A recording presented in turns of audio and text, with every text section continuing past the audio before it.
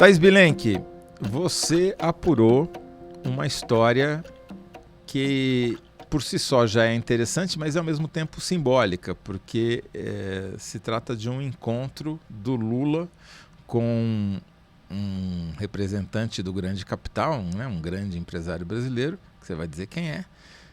E mais do que isso, o que rolou nessa discussão da relação?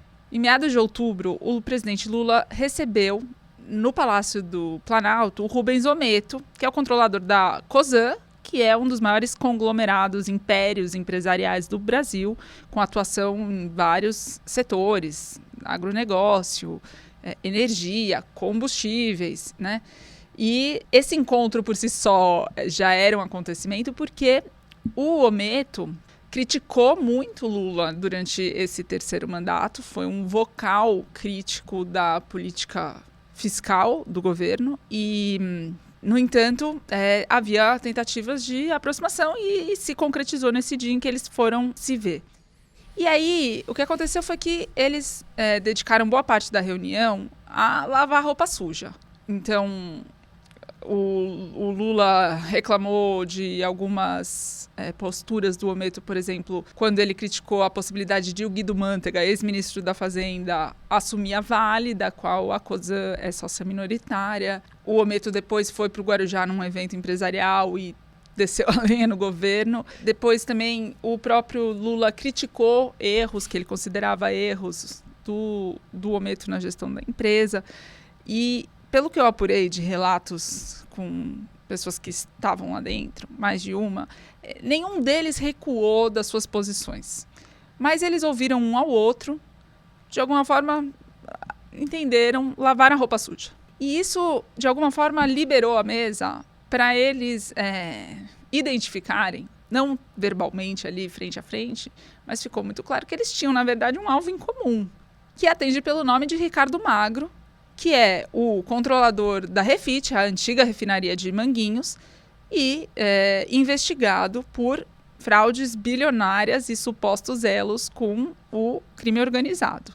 A Raízen, que é a empresa da Cosan que produz e distribui combustível, vem acumulando prejuízos bilionários nos últimos meses, em parte devido à atuação do crime organizado no mercado de combustíveis e com os devedores contumazes que usam a sonegação no caixa da empresa para continuar operando com margens de lucro maiores. E aí, neste momento turbulento da gestão da empresa, a Cosan vendeu uma fatia para o André Esteves, do BTG, que passou a dividir o controle do grupo com o Ometo. E o Lula estava muito interessado nesse novo arranjo, então eles discutiram um pouco isso. A relação do Lula com o André Esteves, por sua vez, também já passou por DRs e lavações de roupa suja.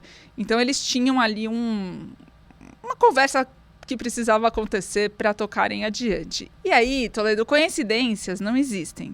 Pero que la sai, la sai. Esse encontro do Lula com o Ometo aconteceu no mesmo dia em que Lula recebeu os bispos da Assembleia de Deus de Madureira, que foram a formalização não formal do Messias para o Supremo e mais, né? Uma aproximação importante de parte do segmento evangélico do governo. Então ele fez também Foi quando ele bateu o martelo no nome do Messias para o Supremo.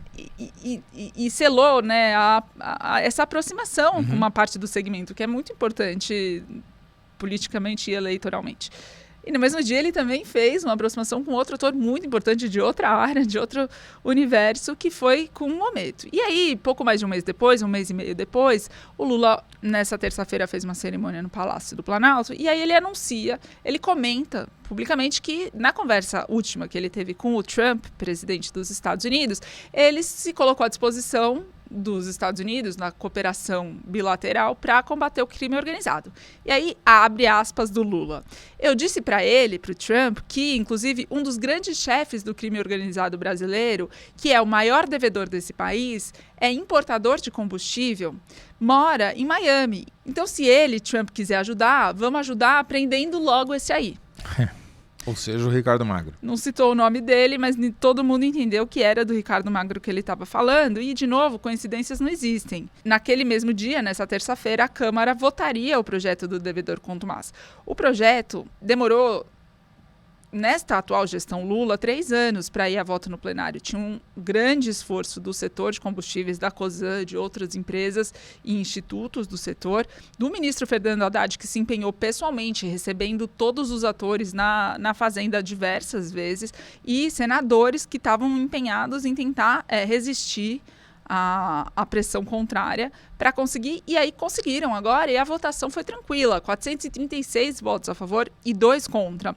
Se você vê o placar, quem vê placar não vê pressão, né? Porque o lobby para tentar impedir, inviabilizar esse projeto foi muito forte durante esses 3 anos. Quando cedeu, aí passou assim, quase que unânime. E é importante, acho que a gente voltar a falar brevemente sobre o que diz esse projeto. Ele criminaliza você sonegar como um instrumento de concorrencial, ou seja, de você levar vantagem sobre a sua concorrência até o ponto de quebrá-la, né? Porque se você não paga imposto num setor que tem uma margem controlada e reduzida e seu concorrente paga, você leva uma enorme vantagem. Mais do que isso, torna crime você fazer essa sonegação planejada e contumaz. Eu estava vendo, a família do Ricardo Magro deve há 20 anos.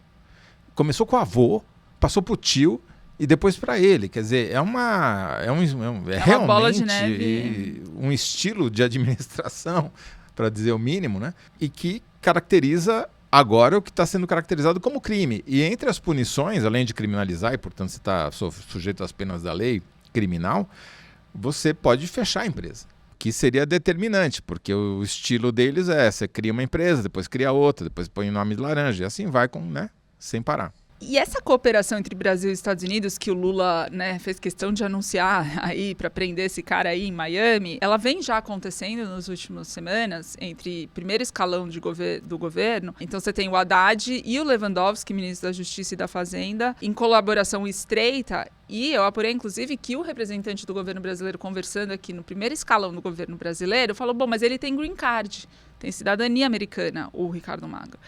E o contra-argumento foi justamente por isso. Vocês confiaram nele, ele importa combustível da Rússia, já foram 3 operações grandes no Brasil, 5 navios apreendidos, uma enorme ação do CNJ, do Conselho Nacional de Justiça. Ele faz operações em Delaware, dentro dos Estados Unidos, para viabilizar essa engenharia de sonegação e fraude. E então...